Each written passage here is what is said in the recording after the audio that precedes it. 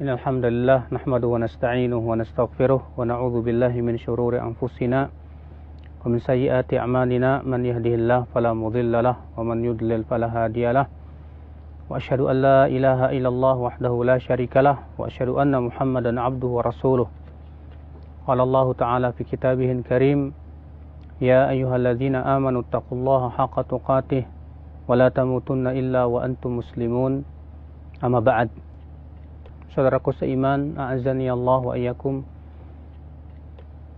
Kita alhamdulillah di sebuah tempat yang Masya Allah di Tegalmas, di Lampung ini. Tentunya ini adalah merupakan salah satu daripada nikmat-nikmat Allah Subhanahu wa taala.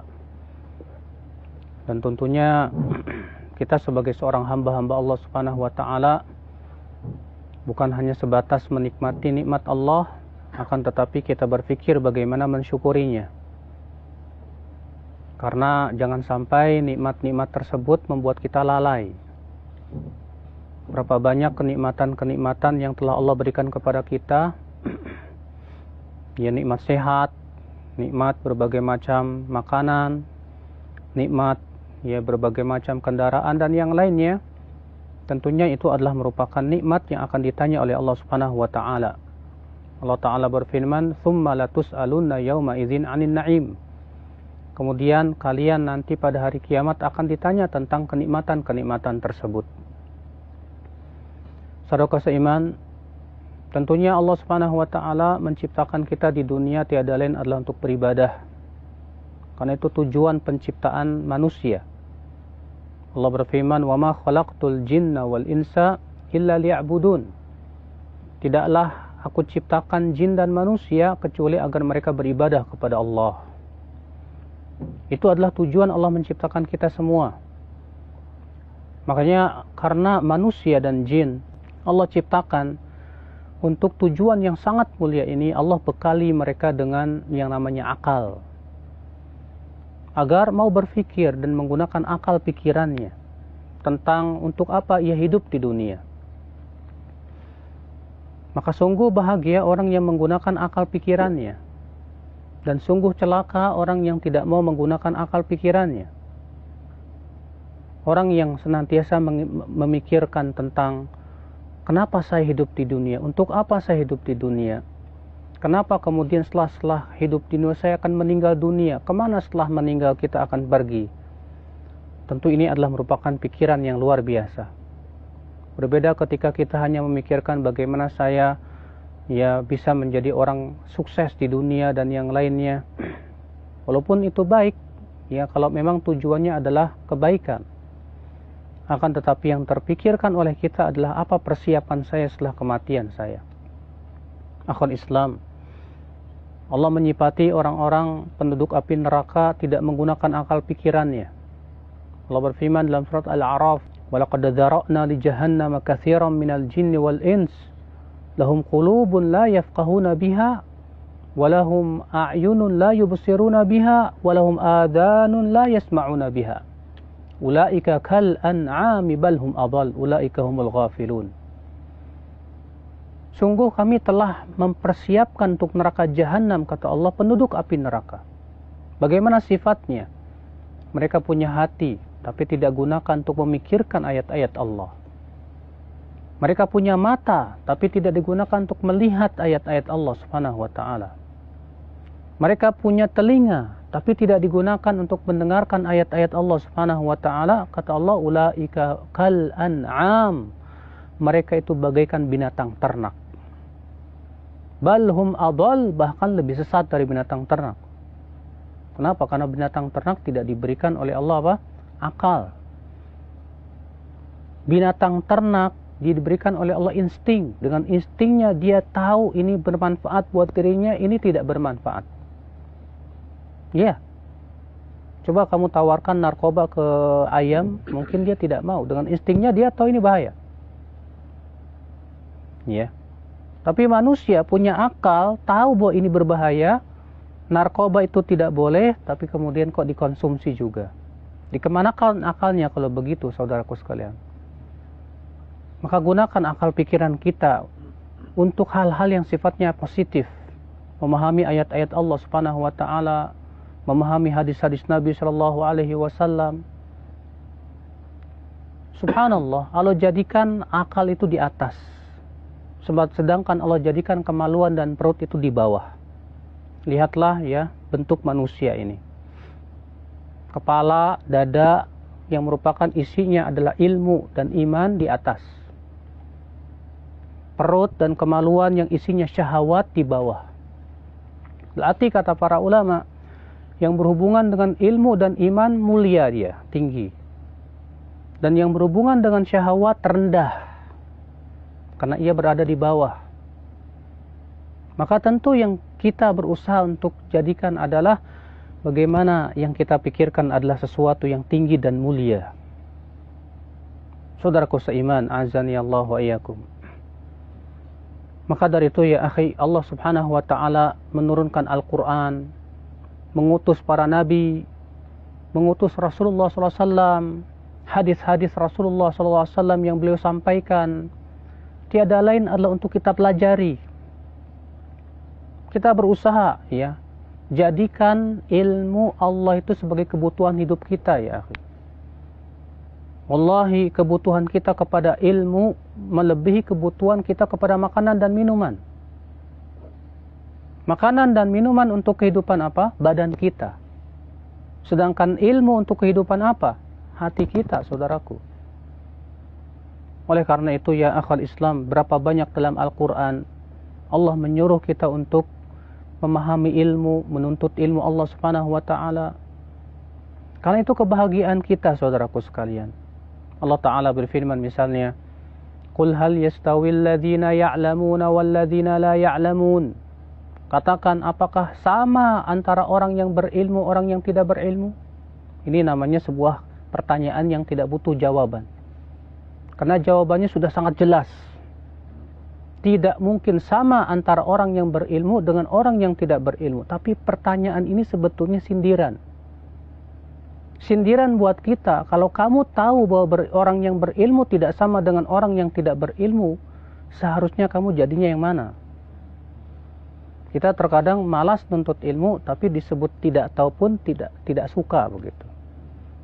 Maka kita tentu berusaha ya akhwal Islam.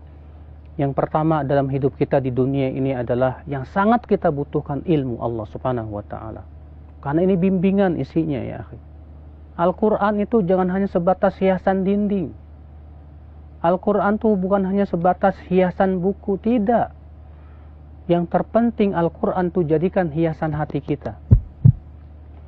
Allah Subhanahu wa taala jadikan Al-Quran sebagai bimbingan hidup kita ya akhal Islam. Di dalamnya hidayah, di dalamnya petunjuk. Dan itu yang senantiasa kita minta dalam salat kita, ihdinas siratal mustaqim. Ya Allah, berikan hidayah kami kepada jalan yang lurus ya Allah. Siratal ladzina an'amta alaihim ghairil maghdubi alaihim waladdallin. Itu jalan orang-orang yang Engkau berikan nikmat atas mereka, bukan jalan orang-orang yang tersesat. Ya akhal Islam. Nah, saudaraku sekalian seiman, ini yang pertama yang harusnya kita di dunia, apa yang kita lakukan, itu kita menuntut ilmu. Sediakan waktu, sesibuk apapun kita, sediakan waktu untuk menuntut ilmu. Jangan sampai tidak ada waktu menuntut ilmu ya akhi. Duduk sejenak memikirkan ayat-ayat Allah.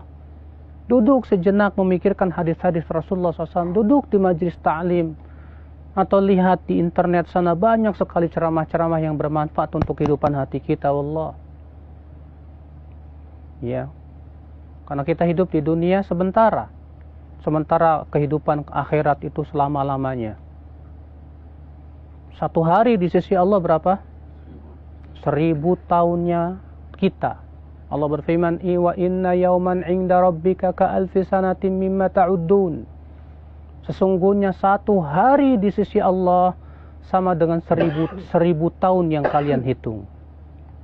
Bayangkan akhi, satu hari berapa jam? 12 jam. Kalau sehari semalam 24 jam. Tapi satu hari 12 jam. Berarti 12 jamnya Allah itu sama dengan 1000 tahunnya kita. Nah sekarang kalau kita hidup di dunia 60 tahun, berapa jam? Setengah jam. Untuk setengah jam kita capek, untuk setengah jam kita lelah cari dunia, lalu kita gadaikan kehidupan yang panjang selama-lamanya. Di mana akal pikiran kita? Maka jadikanlah saudaraku sekalian, ilmu Allah ini kebutuhan kita. Jadikan. Yang kedua, ya akhi, beramal saleh. Jangan lupa itu. Makanya selalu Allah mengatakan illal ladzina amanu wa amilus solihat, amanu wa amilus solihat, orang yang beriman dan beramal saleh. Kenapa? Karena kita masuk surga itu bukan dengan ilmu tapi dengan amal. Dan amal tidak akan diterima kecuali dengan apa? Ilmu. Allah mengatakan udkhulul jannata bima kuntum ta'malun. Masuklah kalian ke surga disebabkan oleh amalan kalian. Allah tidak mengatakan masuklah kalian ke surga disebabkan oleh ilmu kalian. Percuma ilmu kalau tidak diamalkan.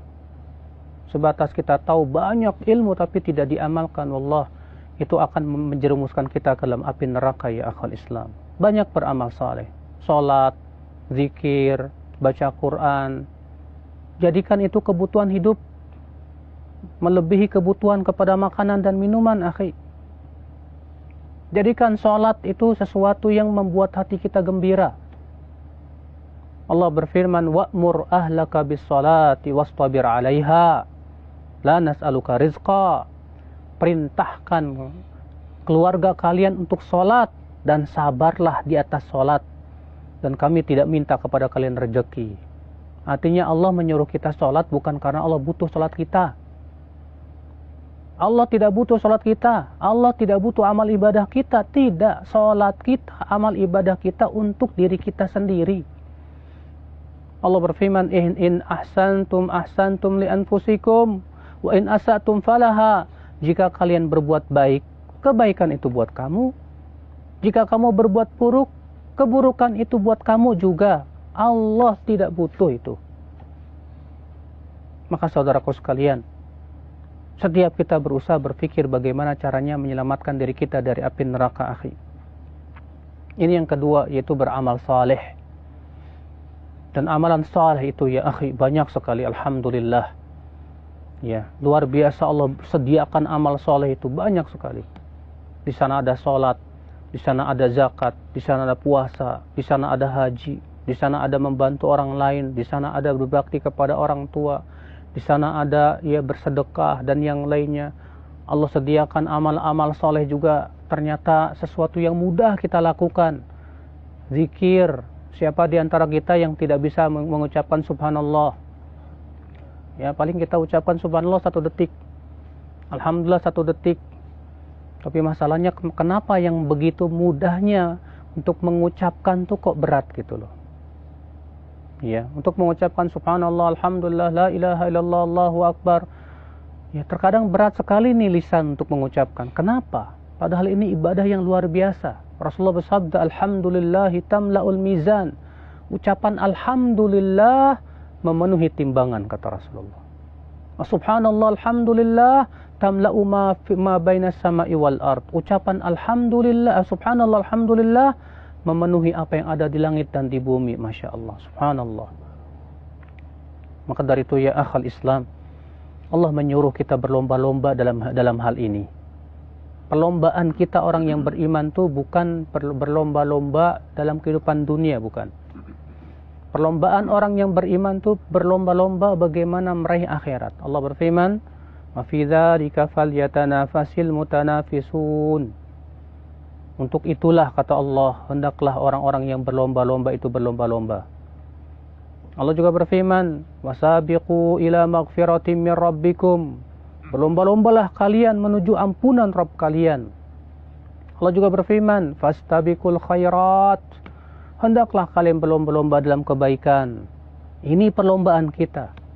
Setiap kita berlomba-lomba dengan apa yang kita mampu.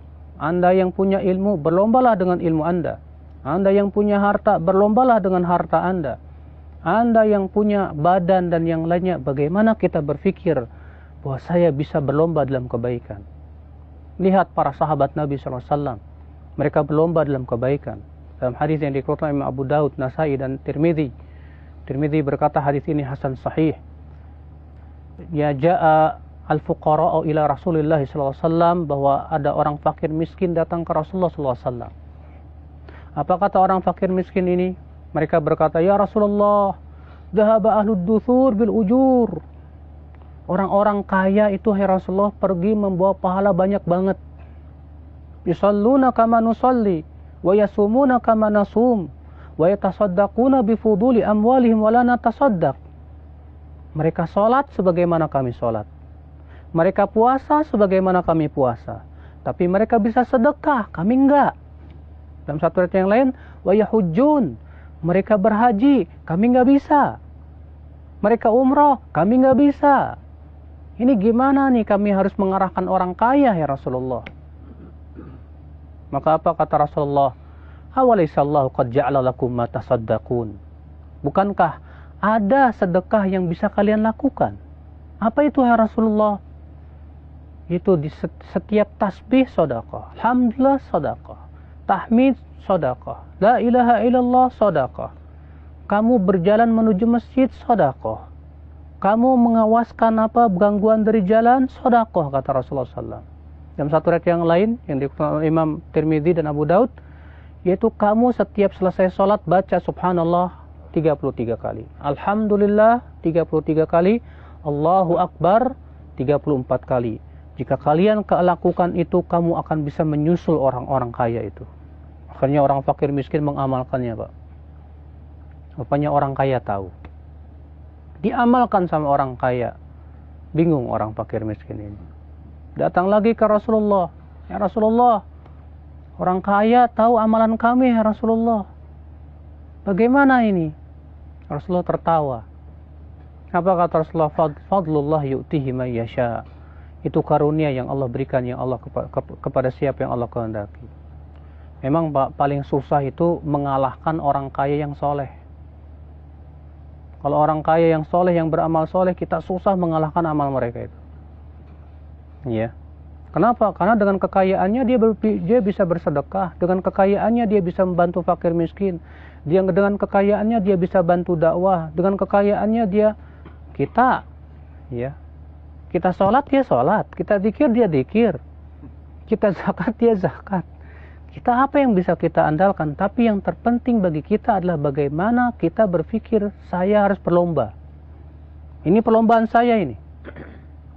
Ya. Ini perlombaan kita memang. Hakikat perlombaan kita adalah bagaimana kita masuk ke dalam surga itu tuh. Karena kesuksesan menurut Al-Quran bukan sukses di dunia. Allah berfirman, "Faman zuhziha 'anil nar wa udkhilal jannah faqad faz." Siapa yang diselamatkan dari api neraka dan dimasukkan ke surga, sungguh ia telah sukses, kata Allah Subhanahu wa taala. Jadikan ayat ini sebagai moto hidup kita, Pak. Bahwa sukses kita bukan di dunia. Sukses kita di akhirat nanti. Saya mau masuk surga, saya mau ingin masuk surga. Kalau saya sukses di dunia, setelah itu jadi apa? Ya, semua kita pasti akan meninggal dunia. Kullu nafsin dha'iqatul maut.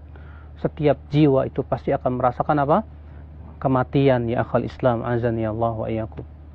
Nah ini saudaraku seiman, azani Allah wa iyyakum. Jadikan hidup di dunia ini untuk dua perkara tadi, ilmu dan amal. Ilmu dan amal. Jangan lupa dua ini. Karena itu yang kita minta, ihdinas siratal mustaqim, siratal ladzina an'amta 'alaihim ghairil maghdubi 'alaihim waladdallin. Ya Allah, berikan kepada kami hidayah kepada jalan yang lurus. Apa jalan yang lurus itu? Itu jalan orang-orang yang Engkau berikan nikmat atas mereka. Bukan jalan orang yang dibenci, bukan orang yang tersesat. Siapa yang dibenci? Dalam riwayat Tirmidzi Rasulullah bersabda, humul yahud, mereka orang Yahudi. Kenapa Yahudi dibenci, akhi? Mereka berilmu tapi tidak beramal. Waladdallin, bukan jalan orang yang sesat. Siapa? Kata Rasulullah, humun nasara, mereka Nasara. Kenapa orang Nasrani itu tersesat? Karena mereka rajin beramal tanpa ilmu. Berarti jalan yang lurus hakikatnya yang mana? Itu ilmu dan amal. Dengan ilmu dan amal lah ya akal Islam kita bisa masuk surga. Jangan sampai kita menuntut ilmu tidak ada niat untuk mengamalkan, akhi. Niatkan kita menuntut ilmu untuk mengamalkan. Karena berapa banyak, kata Malik bin Dinar, orang yang menuntut ilmu tidak ada tujuan untuk mengamalkannya, hanya akan menimbulkan kesombongan di hati. Na'udzubillah. Nasallallahu salamata wal afiyah. Semoga yang saya sampaikan ini bermanfaat. Tausiah yang mudah-mudahan menjadi bahan pikiran kita selanjutnya. Kita berpikir, ya, karena kita hidup di dunia tidak akan lama. Kita akan segera kembali kepada Allah Subhanahu wa taala semua kita. Namun kematian itu kita tidak tahu kapan. Ya. Kata Bang Didat, ya, belum tentu kita hidup ya 1 jam dan 2 jam ke depan, ya memang kita tidak tahu, hanya Allah yang maha tahu. Yang terpenting adalah apa persiapan kita, itu saja. Jangan sampai kita mikirnya dunia, lupa persiapan. Pas malaikat maut datang baru nanti deh, tunda 5 menit aja mau taubat, mau beramal soleh, nggak bisa. Kematian kalau sudah datang nggak bisa ditunda masalahnya, ya akhwal Islam. Nah ini, ya akhwal Islam. Insyaallah besok subuh kita kembali bertemu, ya, untuk kajian. Namun tentunya ya kita berusaha menuntut ilmu ini tiada lain adalah untuk mengamalkan dalam hidup kita, mengaplikasikan. Saya dan antum sama. Kita semua hamba-hamba Allah, bukan hamba ya manusia, bukan hamba makhluk. Wabillahi taufik. Assalamualaikum warahmatullahi wabarakatuh.